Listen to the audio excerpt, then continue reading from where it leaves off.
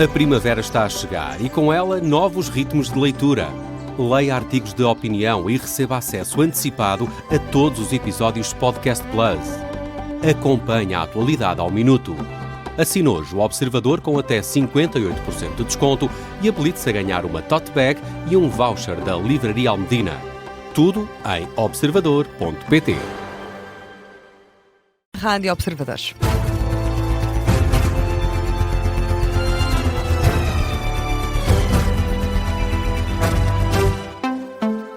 Começa agora o Jornal das Duas, edição do jornalista Miguel Cordeiro. E Miguel, Carlos Cabreiro é o novo Diretor Nacional da Polícia Judiciária. O Governo nomeou hoje, por despachos conjunto do Primeiro-Ministro e da Ministra da Justiça, Carlos Cabreiro para o cargo por um período de 3 anos. Assume o cargo de Diretor Nacional da PJ. Substitui Luís Neves, que agora é Ministro da Administração Interna. Nos últimos 10 anos, o agora nomeado Diretor Nacional da PJ dirigiu a Unidade de Combate ao Cibercrime e foi nesta função que se destacou. Conduziu uma das investigações mais mediáticas que levou à captura e à acusação ao pirata informático Rui Pinto, que acedeu a e-mails privados e expôs, nomeadamente, crimes de corrupção no Sport Lisboa e Benfica. Mais recentemente foi responsável pela investigação e detenção de Paulo Abreu dos Santos, advogado que foi adjunto da ex-ministra da Justiça por crimes de pornografia infantil e de abuso sexual de menores. Carlos Cabreiro é natural de Miranda do Douro, tem 59 anos e está na PJ desde 1991. Connosco está Luís Rosa, redator principal do Observador, trabalha principalmente esses temas ligados com a Justiça. O que tens a dizer, Luís Rosa, desta nomeação de Carlos Cabreiro?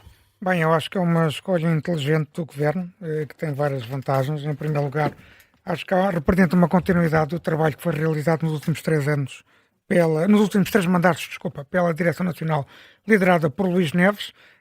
Esta escolha de Carlos Cabreiro era defendida internamente na própria Judiciária e muito provavelmente pelo próprio Luís Neves. Isto faz com que persista uma ideia de continuidade, seja ao nível da Direção Nacional, que é composto por 3 diretores nacionais adjuntos, seja ao nível da liderança das 4 unidades nacionais de combate ao crime da Polícia Judiciária, a Unidade Nacional contra o Terrorismo, contra a Corrupção, contra o combate ao tráfico de estupefacientes e a Unidade Nacional de Combate ao Cibercrime, que era precisamente liderada por Carlos Cabreiro. E, portanto, acho que é esta ideia de continuidade que eu acho que é muito importante. Em segundo lugar, é um perfil mais discreto do que o Luís Neves. Luís Neves foi um diretor nacional marcante, teve 3 mandatos muito relevantes, reformou a Polícia Judiciária e reforçou muito a capacidade operacional da Judiciária. Também teve uma grande exposição pública. O Carlos Cabreiro está habituado a falar em público, já deu várias entrevistas a órgãos de comunicação social sobre temas ligados ao cibercrime. E também, finalmente, a terceira razão é que eu acho que é um sinal também importante que é dado sobre a importância do combate ao cibercrime que Carlos Cabreiro liderava na Polícia Judiciária nos últimos 10 anos. O cibercrime é o crime que mais processos tem, que mais inquéritos tem, desde há muitos anos, de acordo com os relatórios anuais do Ministério Público, em paralelo com a violência doméstica. Portanto, é uma área muito importante no panorama criminal português e, portanto, o facto do diretor da Unidade Nacional de Combate ao Cibercrime ser promovido à Direção Nacional da Polícia Judiciária, acho que é algo também muito relevante. E já foi elogiado também por Luís Neves, ainda há pouco. Luís Neves aplaudiu esta decisão do Governo. Luís Rosa, muito obrigado por esta análise. Ficámos a conhecer Carlos Cabreiro, novo Diretor Nacional da Polícia Judiciária. E, Miguel, a criminalidade geral em 2025 aumentou em 3,1%, mas a criminalidade violenta diminuiu. São apenas dados preliminares apresentados no Conselho de Segurança Interna. Foi divulgada uma nota à comunicação social, dados do RASI, que vai ser entregue no Parlamento. Em estúdio connosco está o jornalista do Observador, Martim Madeira. Martim, este relatório aponta para o aumento de 3,1% na criminalidade geral em Portugal.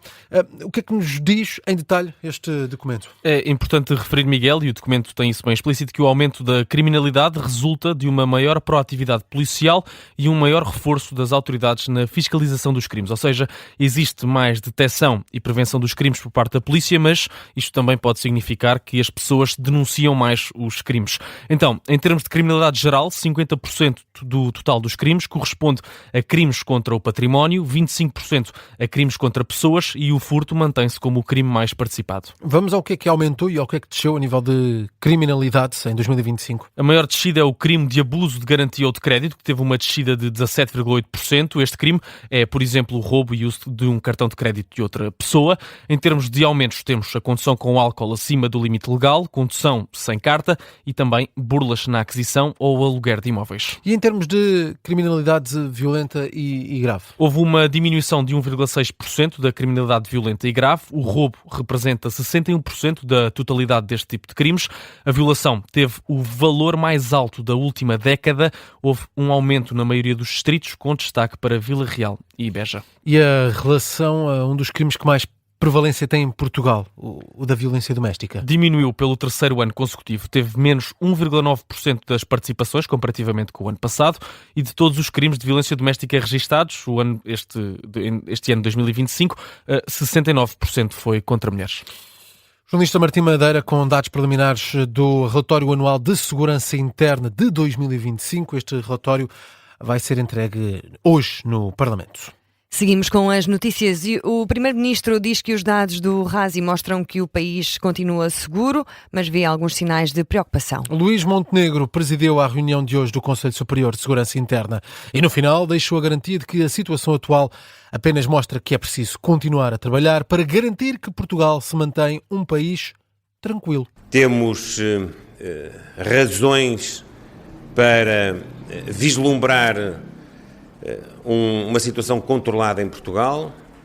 Temos razões para poder apresentar Portugal como um país seguro, mas também temos razões para ver sinais de preocupação em algumas tendências e também temos razões para continuar a estreitar o trabalho de articulação e coordenação que é desenvolvido aqui no Sistema de Segurança Interna com os dois grandes pilares, que é o Ministro e o Ministério da Administração Interna, a Sra. Ministra e o Ministério da Justiça.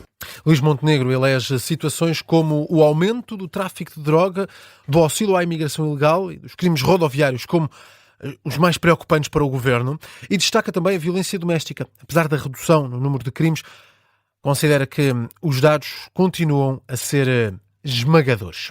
Tivemos 27 pessoas que perderam a vida, 21 mulheres, 4 homens e 2 crianças, mas tivemos muitos milhares de participações de um crime que é um crime de terror, como já várias vezes tive a ocasião de mencionar, e contra o qual queremos continuar a fazer um combate incessante e também um apoio cada vez maior às vítimas, sobretudo às mulheres e às crianças e jovens que têm sido os mais afetados.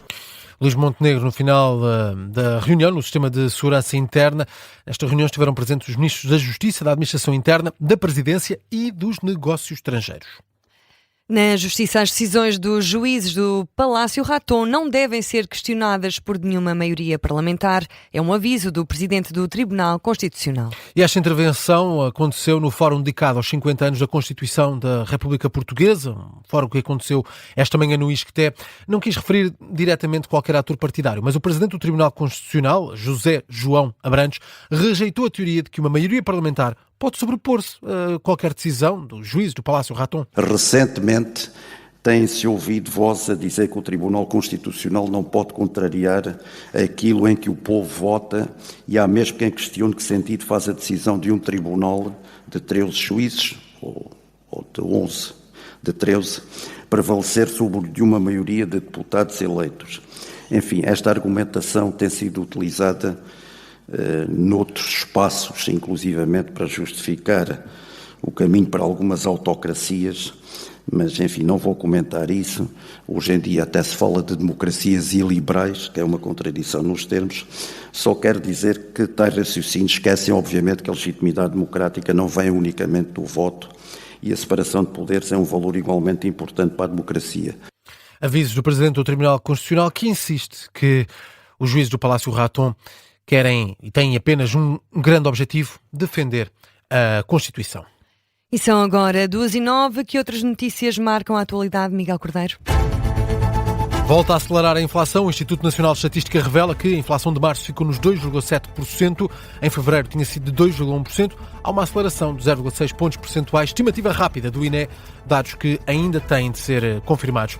Donald Trump deixa uma ameaça aos aliados.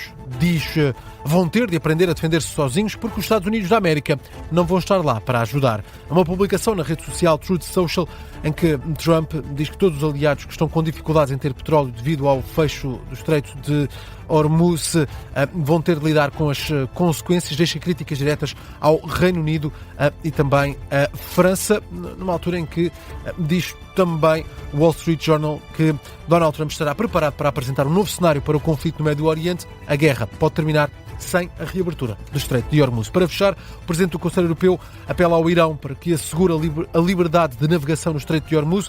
Numa publicação na rede social X, António Costa escreve que falou por telefone com o líder iraniano Masoud Pezeshkian e que lhe pediu para seguir a via diplomática. E é o ponto final no Jornal das 2, edição do jornalista Miguel Cordeiro. Daqui a pouco temos uma conversa com João Miguel Santos e sobre inteligência artificial.